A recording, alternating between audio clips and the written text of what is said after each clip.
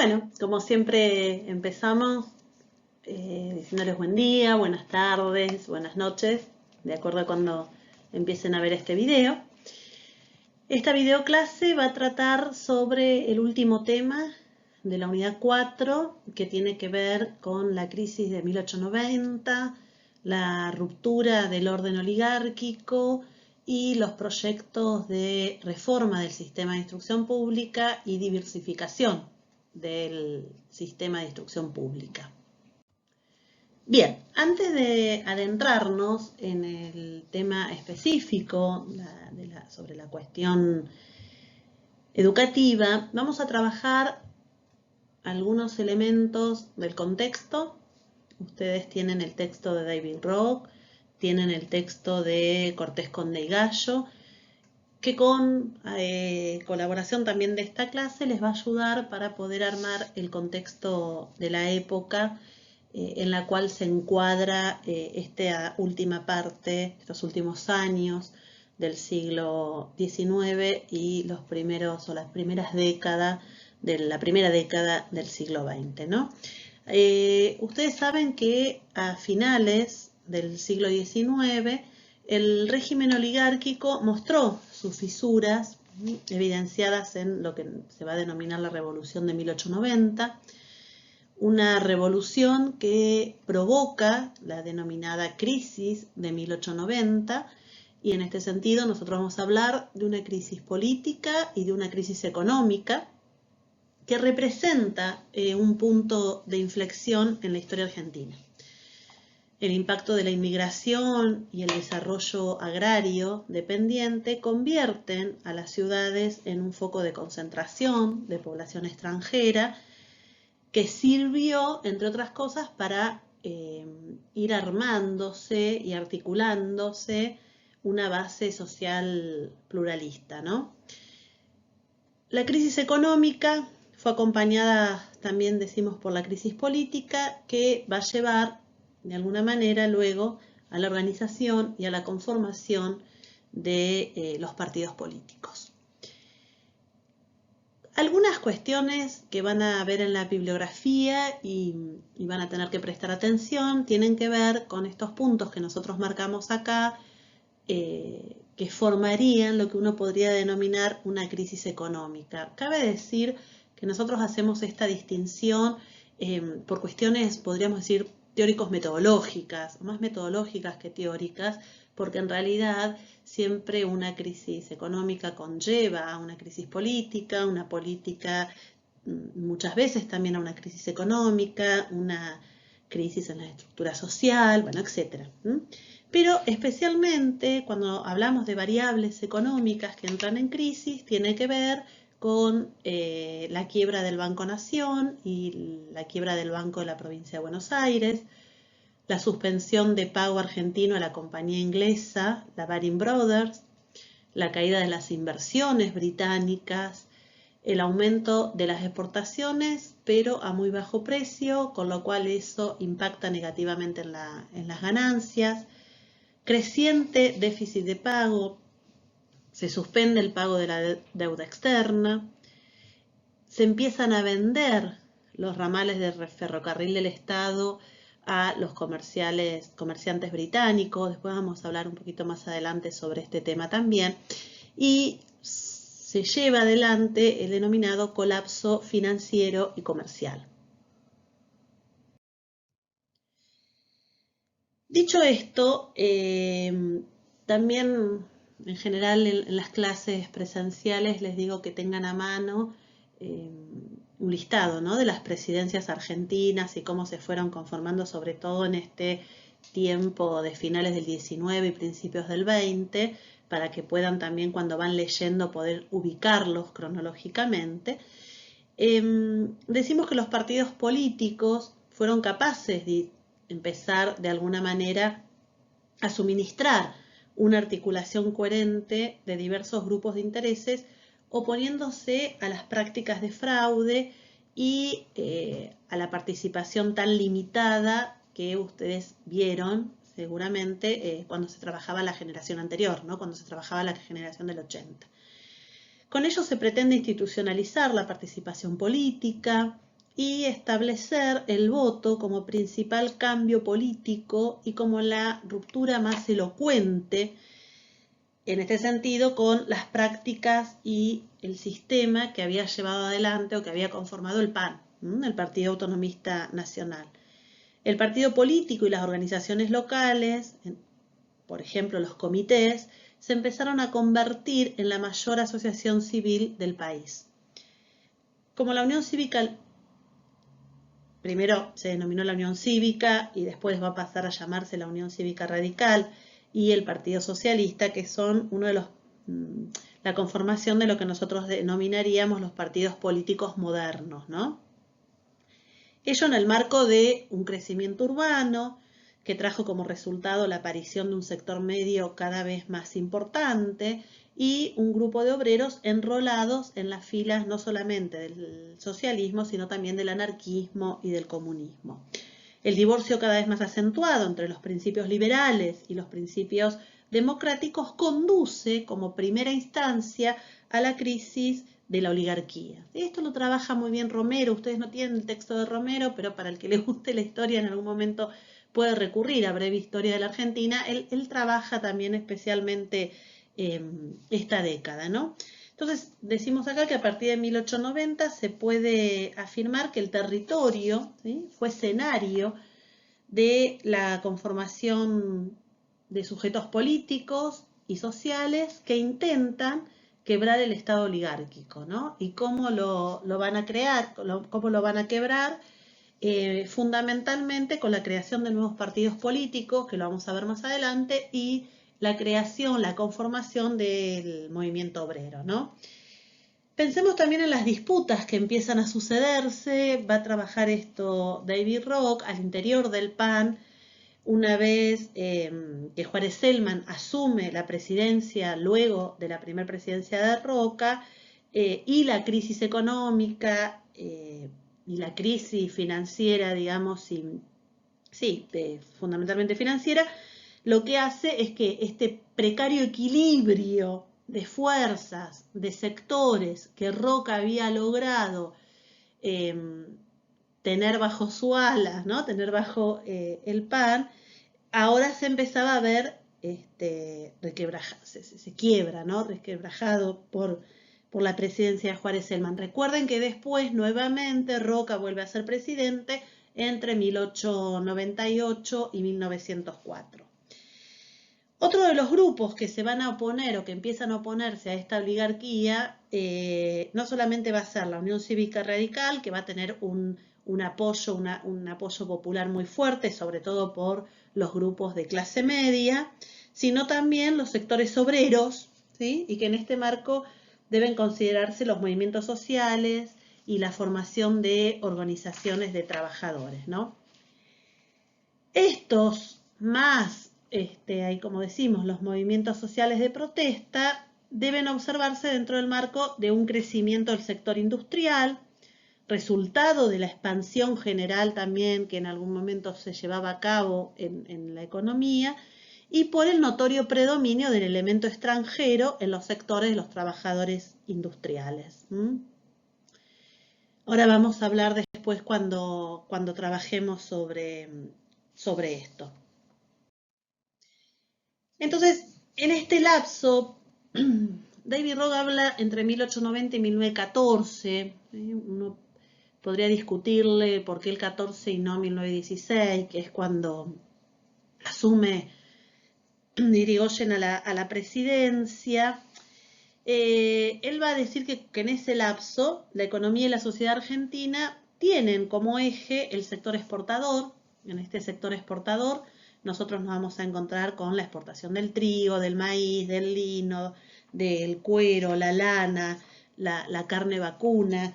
Les recomiendo que miren en el libro que ustedes tienen, que es el de David Rock, cuando él está trabajando, por ejemplo, los números de exportaciones, ¿no? Dice, hacia 1914 la población del país se había cuadruplicado en poco más de una generación. Entre 1890 y 1910, en cambio, el valor de las exportaciones se sextuplicó. Con posterioridad a 1860, la la producción total había crecido a un ritmo anual promedio del 5%. Bueno, y ahí va armando.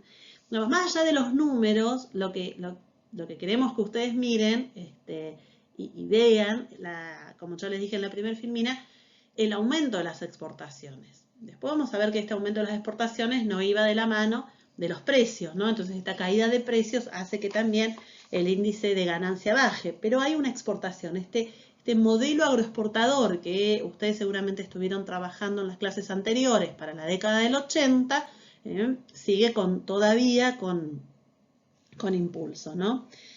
Entonces, para esto David Rock lo que va a plantear que los rasgos más característicos de la economía argentina durante este periodo tienen que ver con el auge de las exportaciones, en ese sentido, podemos decir que la expansión del mercado inglés de productos alimenticios y la ampliación, el desarrollo de la industria británica en el último cuarto del siglo XIX, bueno, ayuda también a que Gran Bretaña compre estos productos que nosotros les exportamos, que compre la materia prima, ¿no? Y a la vez ellos exporten un gran número de productos industriales, ¿no? Esto va a llevar a otra de las características que trabaja David Rock, que tiene que ver con el aumento del valor de la tierra y las rentas, sobre todo en la zona del litoral o en las zonas marítimas, cerca de las zonas marítimas. Vamos a ver también que va a tener que ver con estar cerca luego de las vías del ferrocarril, ¿sí? Hay toda una especulación en cuanto a la renta y al valor de la tierra importante, ha llevado a que muchos escribieran sobre este tema. La élite terrateniente se convierte, como ponemos acá, en una élite local aliada a los intereses británicos, ¿sí? Sobre todo aquella élite que tenía que ver en nuestro país con el sector ganadero. El otro punto que trabaja el texto de David Rock tiene que ver con el capital extranjero y las inversiones, ¿no?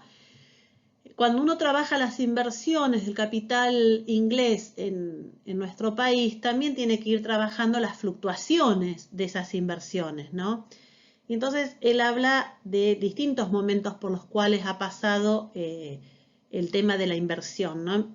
Y David Rock plantea que antes de los 80, de 1880, eran los empréstitos oficiales, ¿sí? Los que llevaban la delantera. Entonces acá teníamos al Estado como fuente de crédito y de fondos hipotecarios. Luego la oleada de la inversión británica y la inversión en los ferrocarriles, que dura hasta 1913, estamos metidos acá. Ya hacia 1914, Gran Bretaña y en menor medida otros países europeos se convierten para la Argentina en mercados, en fuentes de bienes importados, en abastecedor de fondos de inversiones, en propietarios de muchos bienes del país. Entonces va llevando cada una de estas etapas.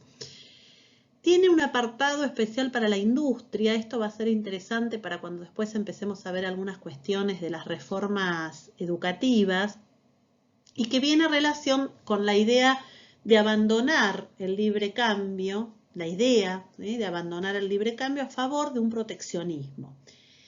Y que en realidad para lograr eso al país le faltaba no solamente desarrollo industrial, sino que además un sector especializado en la industria y no contaba con el apoyo de la élite, ¿sí? La élite, para que esto se lleve a cabo, ¿no? Las únicas industrias que existían hasta ese momento eran aquellas industrias que estaban relacionadas con la exportación, pero sobre todo con los frigoríficos. Ahí trabaja David Rock en la página 20,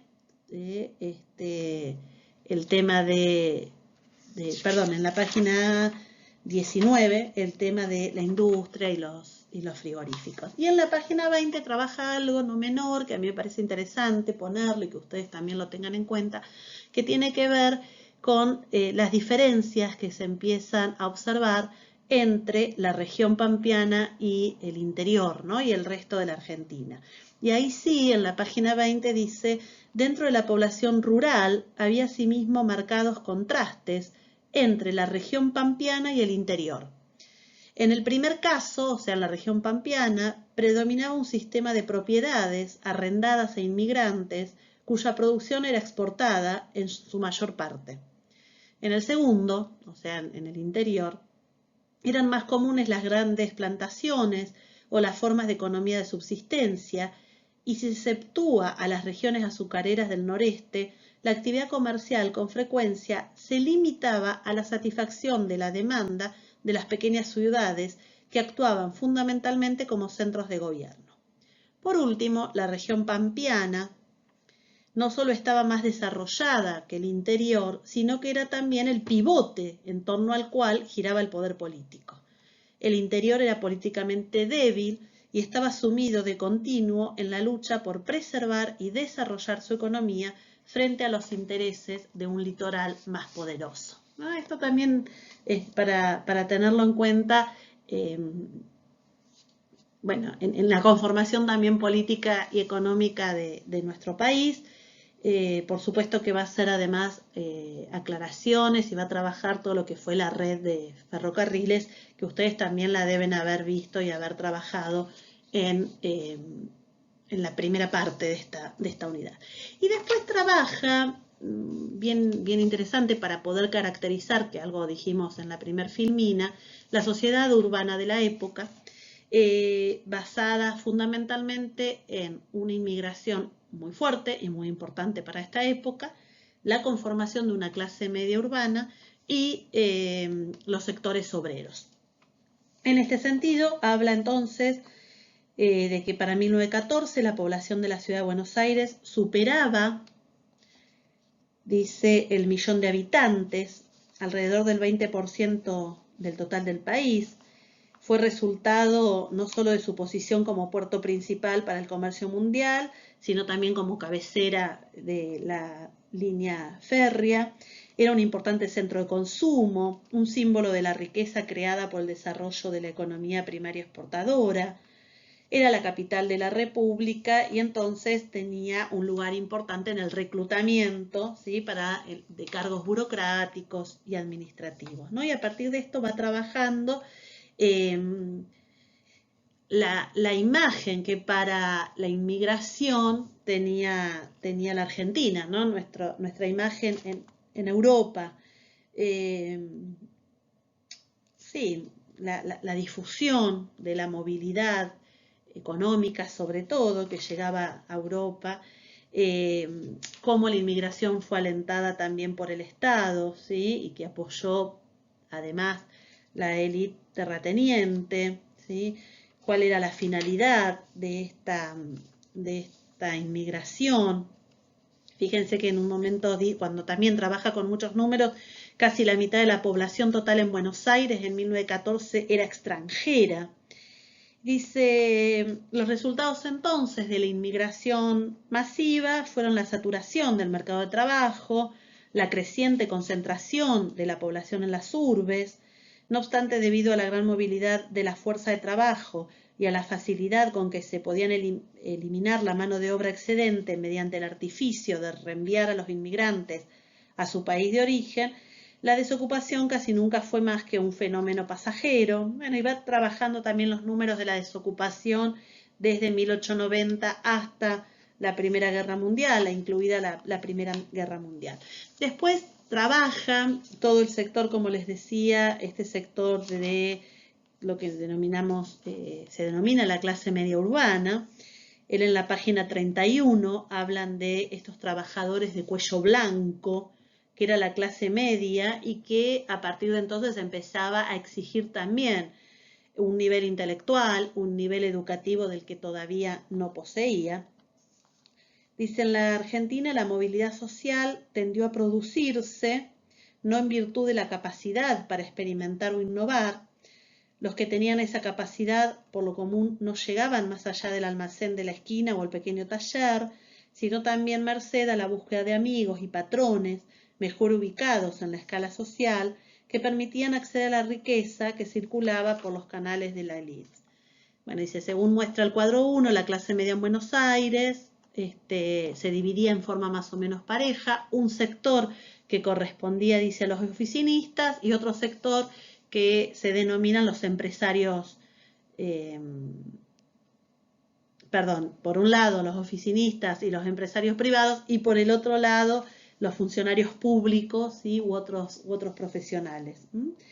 Dice el ministro de Hacienda, José María Rosa, que es el ministro de Hacienda en 1899, declara, nuestros presupuestos han aumentado constantemente en los últimos años, es notorio que el personal de la administración pública es excesivo, como también es notorio que se han creado cargos inútiles y gravosos. Bueno, la puja que empieza a haber también entre el sector, que es el sector de la oligarquía, que todavía para los 90 y para los primeros años del 20 va a seguir dominando en la escena política, ¿no? Y esta clase media que empieza a ocupar algunos cargos. Y el sector obrero, quien trabaja el sector obrero, es el texto, algo dice David Rock, muy cortito, pero es el texto de Cortés, Conde y Gallo. ¿Qué plantea con respecto a esto? Ellos lo plantean a partir de lo que se denomina el problema de la cuestión social.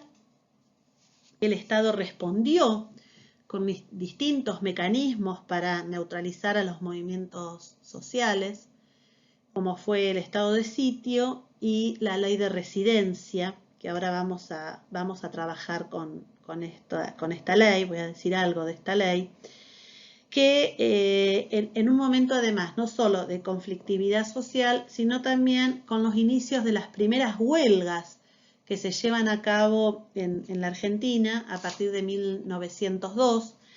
Estas huelgas en general llevan a que se declare el estado de sitio y luego la ley de residencia, ¿no? Se promulga, perdón, la ley de residencia. En la página 217 y 218, ¿sí? Van a estar trabajando estos autores sobre el proceso de formación de las asociaciones obreras y los movimientos sociales de protesta, la conformación de la Federación Obrera Argentina en 1901, la Federación Obrera de la República Argentina de tinte anarquista, la Unión General de Trabajadores en 1902 de tendencia con tintes socialistas, ¿no? Y de alguna manera la mayoría de estos movimientos, estas huelgas, no cuestionaban los salarios, sino más bien la duración de la jornada de trabajo, ¿sí? Luego ya sí van a tener, a partir del siglo XX, lo que estos autores denominan que empiezan a ser percibidos estos grupos como un peligro social, dice aquellos que van a ser vistos como peligrosos socialmente. Fíjense acá, me parecía por ahí, digo que quizás esta filmina debería haber ido antes, ¿no? Cuando trabajábamos la creación de los partidos políticos, pero bueno, acá lo tienen, ¿no? En 1890 se crea la Unión Cívica de la Juventud, luego en el 92 la Unión Cívica Radical ya dicta su carta orgánica, en 1894 el Partido Socialista, cuyo representante es Juan B. Justo, el Partido Conservador, el Partido Demócrata Progresista, luego se crea el Partido Comunista, ¿no? Fíjense cómo se empieza a armar y a desarrollar un mapa político, en lo que nosotros denominamos los partidos políticos modernos, que le van a empezar a hacer frente al único partido que hasta este momento teníamos, que era el Partido Autonomista Nacional. Volviendo a esto, entonces, habíamos dicho que en 1902 se promulga la ley de residencia. La ley de residencia tiene que ver con una forma, ¿no?, de que el Estado empieza a responder. ¿Con qué mecanismos responde el Estado frente a las los pedidos del movimiento obrero, frente a las huelgas, frente a los movimientos. Bueno, una de las maneras de que este Estado reacciona es a través de la ley de residencia. Esta ley de residencia, como pongo ahí, tiene como finalidad expulsar del país a cualquier extranjero que haya sido condenado, ¿sí?, o perseguido por los tribunales extranjeros por delitos o, por crímenes o delitos de derecho común, ¿no? O sea, todo aquel extranjero que atentase contra el orden o perturbe el orden público o comprometa la seguridad nacional, el Estado podía, ¿sí?, sacarlos del país. Cortés Conde y Gallo van a trabajar la ley de residencia, ¿no?, como esta herramienta utilizada por el Estado para poder excluir de la participación política a estos sectores. Es una de las formas, ¿sí?, que frente a poder advertir el peligro social de estos grupos, el Estado reacciona. Dice, bueno, frente a estos elementos extraños, que no son los verdaderos intereses sociales de la población, permite entonces al Poder Ejecutivo excluir del territorio nacional a los extranjeros que solo traen a él propósitos de perturbación, conmoción social y que no contribuyen a ninguno de los fines de la comunidad civilizada, dice, ¿no? Una cita: esta ley, que ya tardaba en formar parte de nuestras instituciones, es de seguridad y defensa de la sociedad argentina, que no está obligada a aceptar en su seno elementos de desorden que repudian las demás naciones. Nuestra Carta Fundamental ha sido explícita en su propósito de atraer la inmigración laboriosa y culta, y es también el interés de todos los países de inmigración el extender fuera de sus límites la influencia legítima de su labor económica y cultural e intelectual. Lejos de ser considerada la ley de residencia como una limitación del derecho de habitar nuestro suelo, es por el contrario una ley de confianza para la inmigración laboriosa y civilizadora, ¿no? Entonces, bueno, a partir de esto el texto va trabajando esta ley de residencia y también poniendo el acento de cómo estos movimientos de protesta en la Argentina no solamente van a estar vinculados a esta crisis, ¿sí?, a la crisis política y económica de 1890, 1912, que vamos a ver, 1913, sino que también tiene que ver con los problemas de inicio de la organización obrera, la necesidad de reconocimiento y de legitimación que también el movimiento obrero va a empezar a pedir, a solicitarle al Estado, como dice ahí, su propio reconocimiento. En 1910 también vamos a hablar de leyes de seguridad, es la Ley de Defensa Social. En su capítulo 1 se centraba en la prohibición de la entrada de anarquistas al país, incluso los que ya habían sido expulsados por la ley de residencia no podían volver a entrar. Habíamos nombrado también la ley de estado de sitio, ¿sí?, que tiene que ver con la suspensión de las garantías constitucionales y el inicio de lo que se denomina la criminalización de los movimientos sociales, que aparecen en este momento, sobre todo también de la mano de la formación y conformación del movimiento obrero en la Argentina. Entonces esto también tenerlo en cuenta para cuando uno marque este contexto de fin de siglo. Vamos a trabajar también, me voy a adelantar un poquito, decía que me voy a adelantar un poquito, pero que tiene que ver, a mí me parece interesante esta idea que trabaja David Rock y también Gallo y Cortés Conde, que otro de los elementos que utilizó en este momento el Estado, dice, para neutralizar la cuestión social, pero ya más desde un posicionamiento político, va a ser precisamente la Ley Sáenz Peña en 1912. Ansaldi, otro historiador que trabaja sobre la historia política en la Argentina, dice que a partir de esta ley Sáenz Peña uno podría afirmar que la democracia política ampliada empezaba a construirse en la Argentina, ¿no? En tanto plantea una transición del régimen político oligárquico a un régimen democrático. No solo incorporando a otros sectores en la toma del poder político, como va a ser la clase media y el obrero, sino también por hacer efectivamente el ejercicio del sufragio masculino. La ley Sáenz Peña, ahora vamos a ver, ¿no? Pero digamos, se basa fundamentalmente en establecer el voto obligatorio y secreto, pero el voto es del varón, quien vota es el varón, ¿sí? Es masculino. Uno podría decir que la ley Sáenz Peña sí modifica el régimen político y amplía una participación en el sistema de la decisión política, pero todavía manteniendo algunas restricciones. ¿Cuáles son las restricciones? La primera es la exclusión de las mujeres. La mujer todavía en este momento, con la ley Sáenz Peña no votábamos. Los inmigrantes no van a votar tampoco.